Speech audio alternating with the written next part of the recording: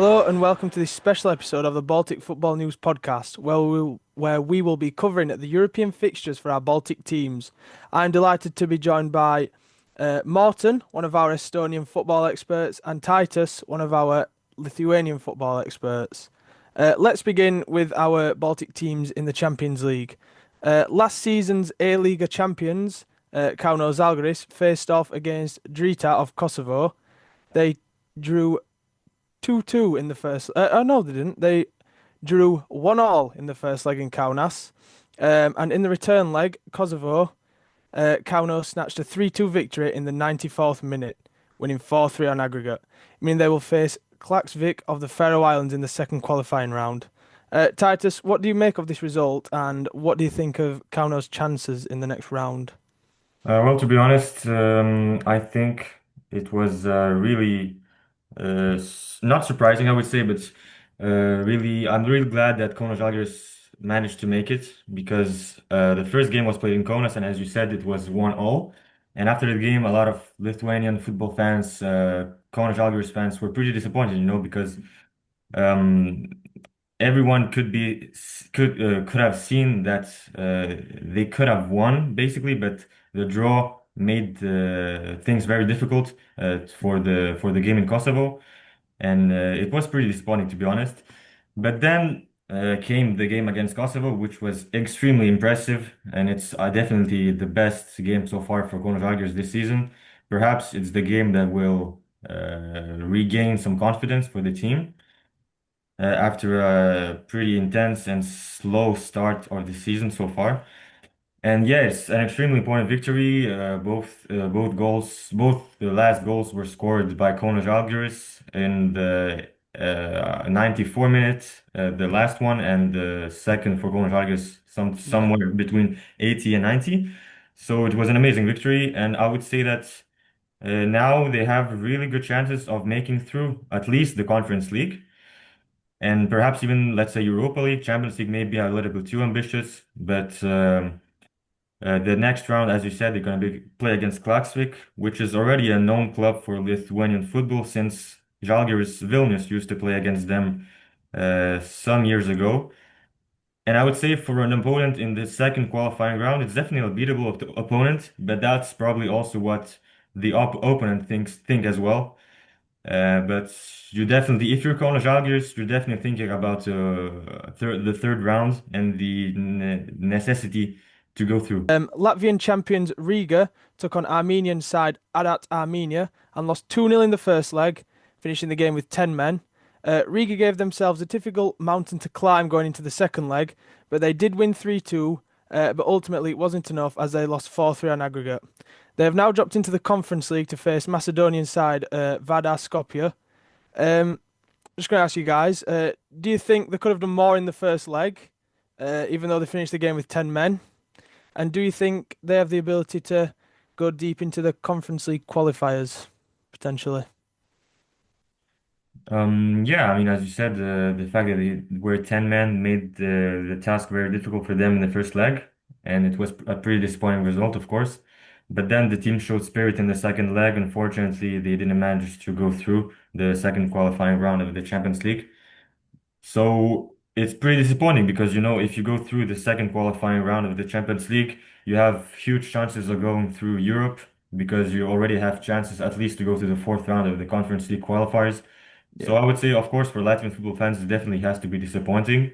But you never know. Now they're going to play in the second round of the Conference League, and if they show spirit, I believe that they can go as far as they want.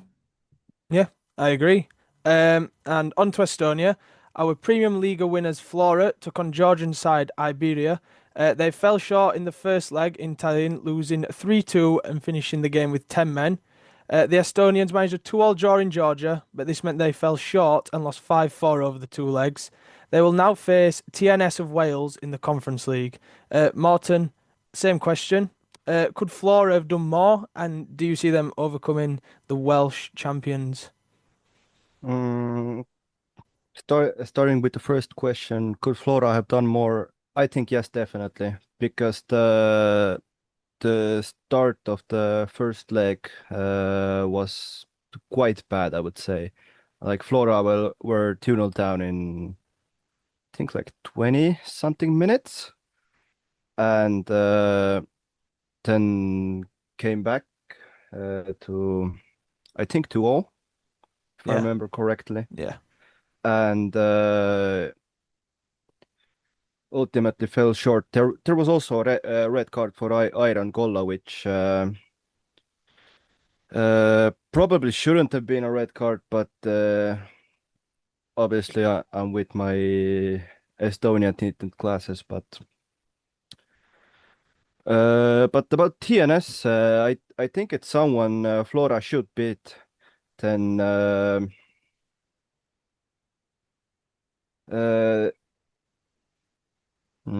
think they should be able to beat TNS, and Yeah. then they have who did they have? I'll I'm not too quickly sure find it. actually. Oh, the Andorran side, Inter des Scales or Oh something. yeah. I saw that this morning. So that should be like really good. If they manage to beat DNS somehow, then they have a relatively easy route to potentially clinch a group league stage spot in the Conference League and bring us back those valuable coefficient points. Moving on to the Conference League now, where we've had plenty of action from Baltic teams. We'll begin with our only Latvian team who were in action as RFS took on Glentoran of Northern Ireland. It was a routine tie for the Latvians as over 2 legs they beat their opponents 4-1. This victory meant they've now set up a tie with Vestri, who play in the Icelandic second division. Do you guys think this could be, well, it was an easy victory for them, and not to jinx it, do you think the next round should be the same, really, against an Icelandic second division team? Probably. Yeah, Yeah. I hope so, yeah. Apparently, according to our Latvian colleagues, it should be a beatable opponent, so we'll hope they go through and follow other Baltic clubs, which will, we hope, also go through the European rounds. I agree. And the Lithuanian representatives for the Conference League are Žalgiris Vilnius and Hegelmann. Žalgiris played Petrovac of Montenegro and easily dispatched them, beating them 3-1 away from home in the first leg, then beating them 2-1 in Lithuania, giving them a 5-2 victory over 2 legs and setting up a game with Dinamo Tbilisi of Georgia. What do you make of Žalgiris' performances, Titus? Pretty good. Yeah, I would say it was a pretty good 2 games. The first one wasn't easy at first because they scored the first goal, then the other team equalized, and finally managed to win 3-1. And the outcome is very good because they go through. They won 2 times, and I think it's maybe a win which will give hope to a team which has been very, how do you say, very unstable so far this season. And with the goals and the objectives that they have so far this season, which are very high, the club definitely hopes to go through the third round. And I just saw today that they are going to face whether it's Hajduk Split or Paphos, which are both Yes. Yeah. very good teams. I mean, if we look broader, they're not elite teams, but compared to Žalgiris, they're very strong.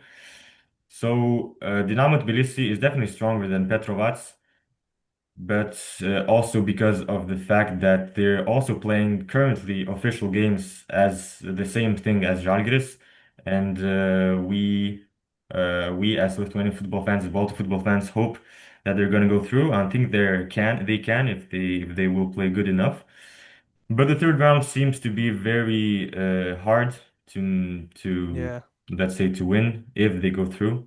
And now the main objective will be the second round, and if they go through, it will be already a great European campaign, I would say.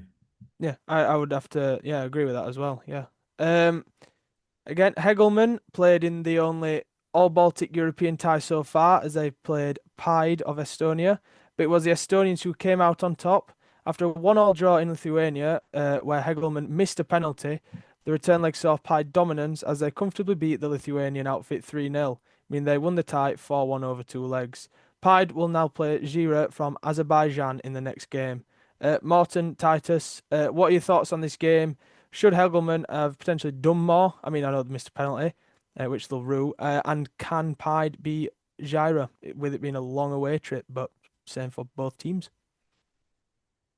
Yeah, I'm gonna be honest. I saw neither of the two games, so I pretty much know of the results. I checked something about the game, but I'm not too up to speed with said fixture. Well, what I can say is that as Baltic football fans, we definitely have to be happy about Paide, but the team that lost, which is Hegelmann, is surprisingly the only team that this season is not going to play Europe anymore because every single Baltic team apart from Hegelmann is either going through or lost in the Champions League and still going to continue in the Conference League. So in Lithuania, Hegelmann so far has been pretty disappointing this season in the top league. They are seventh, and Yeah. their European history is. I mean, it wouldn't be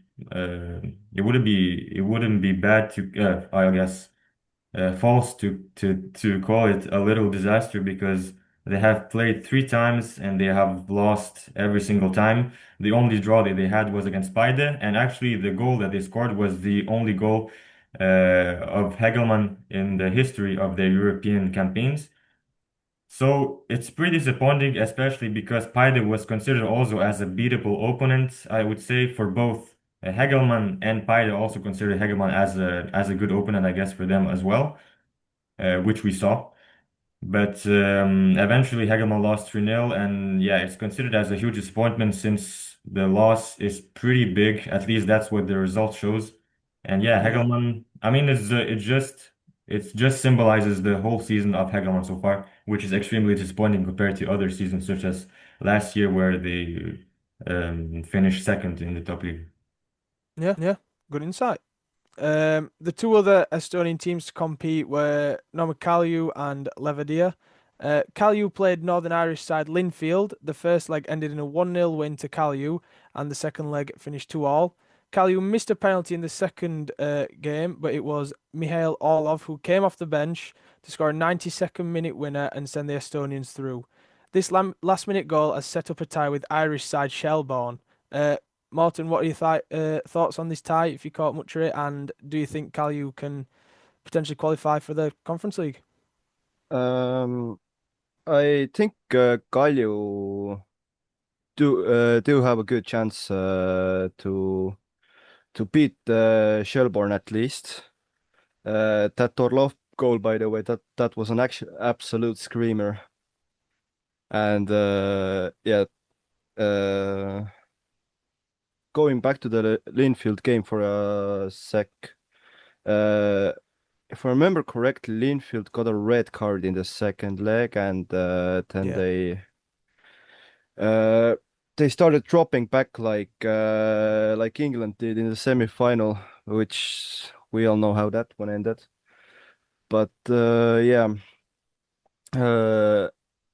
whether they'd be able to qualify for the Conference League, I don't reckon, to be fair, since should Nõmme Kalju beat Shelbourne, then then the next round is either gonna be Vojvodina of Serbia or Ajax Amsterdam. Oh, So that's probably gonna yeah, that's be fair. a bit difficult. Yeah, that's fair. I can understand where you're coming from. Our final side that was in action was Levadia, who played Welsh outfit Caernarfon. It was an utterly dominant display from Levadia, who won the away leg 5-0, setting up an easy leg. But there was no let-up from the Estonians, who won the second leg 5-0, giving them an astonishing 10-0 aggregate victory. They will now face the difficult task of facing Swedish giants IFK Gothenburg. How do you see Levadia's chances against Gothenburg? Or is it a step too far, this one, do you think? Uh, potentially? I personally reckon it's a bit too much to handle, but we'll see. Fingers crossed anyways. We can always have a giant upset. Look at Cape Yeah. Verde. Mhm. Also, should yeah. should Levadia beat Göteborg somehow, then it's either Cherkasse or Ghent, where we can find Maxim Baskoci, the Estonian centre back. Oh, yeah. I know what you mean. Is there anything any of you would like to add? Because that's it all covered now until next week or this week. Well, only thing to say is that there's another also Lithuanian club which is gonna start from the second qualifying round since they won the cup last year, and it's Panevėžys. And if I'm not mistaken, it's the only Baltic club which starts their European journey in the second qualifying round. So yeah, they get this. Or no? Auda as well, I think. Oh, okay. Okay, Auda. Yes, Auda, I think Auda in it All as well right. because they won the cup, didn't they, as well? Okay. Okay, so Auda as well. Two But yeah, teams, for yeah. Panevėžys, they're gonna face Tobol FC, which is a team in Kazakhstan. And what I saw is that the opponent of Panevėžys is having really big struggles in their league, same as Panevėžys actually.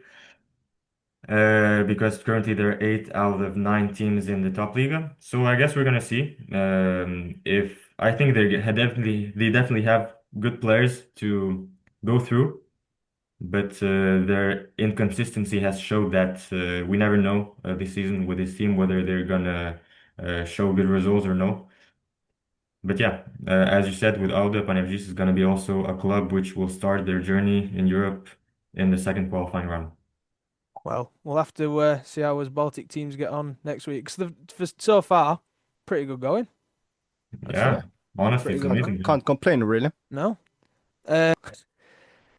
Thank you to Tides and Morton for their insights, and that's all for this episode. Thank you for tuning in, and make sure to subscribe, follow, and head to balticfootballnews.com for your latest football news from the region and beyond. You can also follow us on X, Instagram, YouTube, and Facebook. Thanks for watching.